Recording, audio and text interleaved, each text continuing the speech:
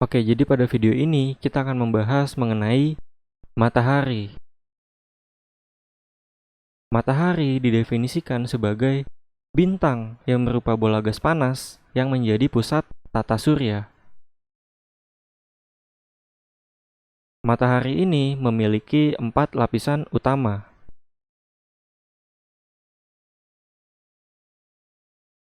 yaitu ada inti dalam, fotosfer, kromosfer, dan korona.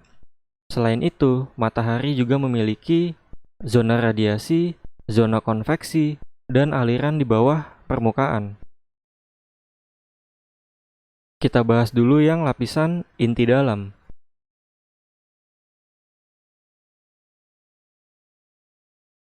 Inti dalam memiliki suhu sekitar 1,5 dikali 10 pangkat 7 derajat Celcius atau sekitar 15 juta derajat Celcius.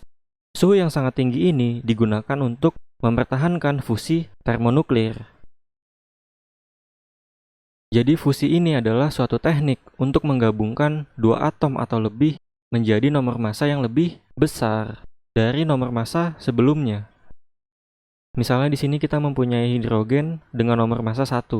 Kemudian kita tumbuhkan dengan atom yang sejenis, yaitu hidrogen dengan nomor massa yang sama.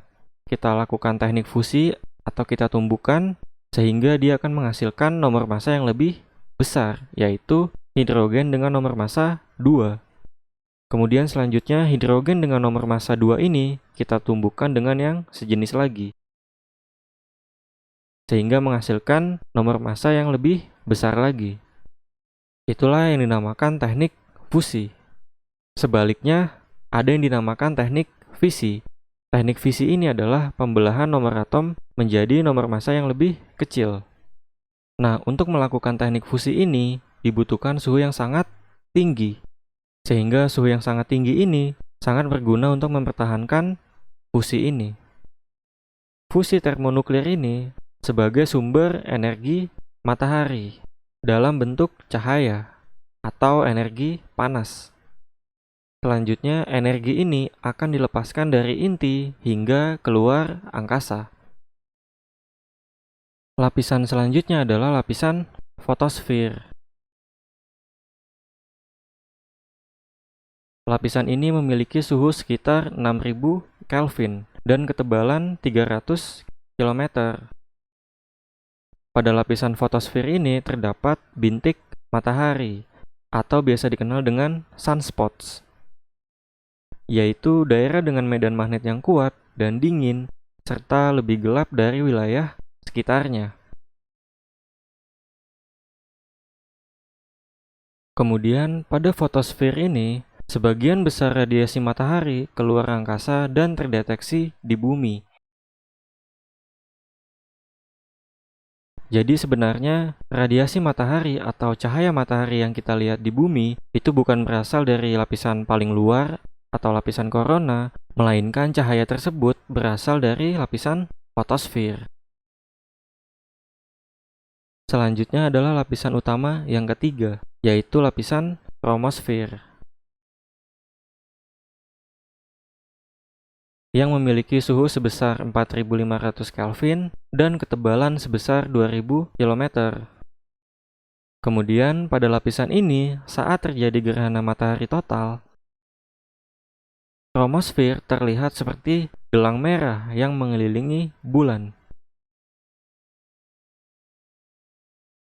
Nah, ini adalah contohnya, misalnya yang hitam ini adalah bulan, kemudian terjadi gerhana matahari total, dan yang merah ini adalah lapisan kromosfer.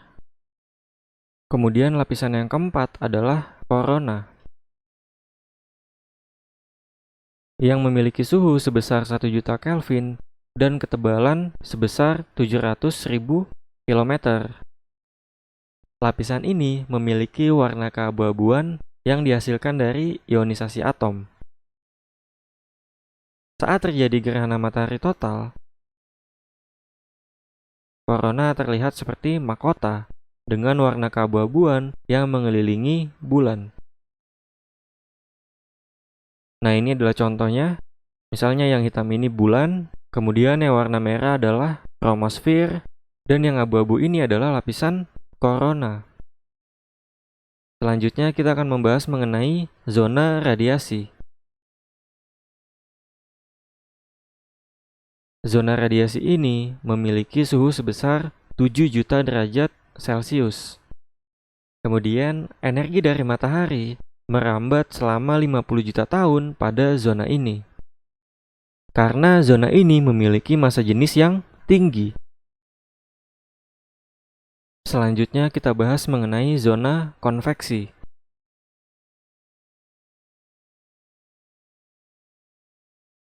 Zona konveksi ini memiliki suhu sebesar 2 juta derajat Celcius.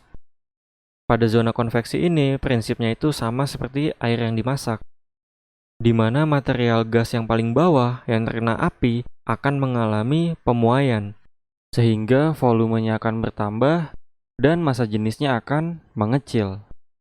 Kemudian, akibat massa jenis yang kecil ini, zat ini akan naik ke atas, dan ketika sampai di atas akan mengalami pendinginan, sehingga volumenya akan mengecil dan massa jenisnya akan tinggi.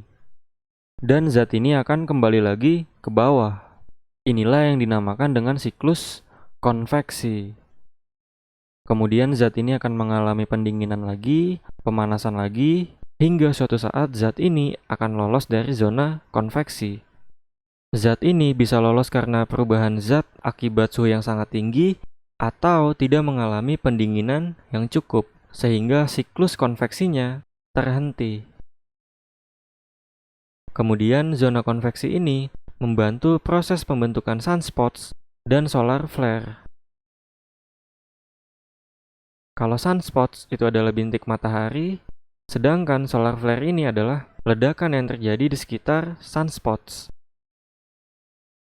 Kemudian selanjutnya adalah aliran di bawah permukaan. Aliran ini tercipta akibat aliran panas dari zona radiasi dan zona konveksi. Kemudian biasanya kita mengenal lapisan fotosfer, kromosfer, dan korona ini sebagai atmosfer matahari. Oke,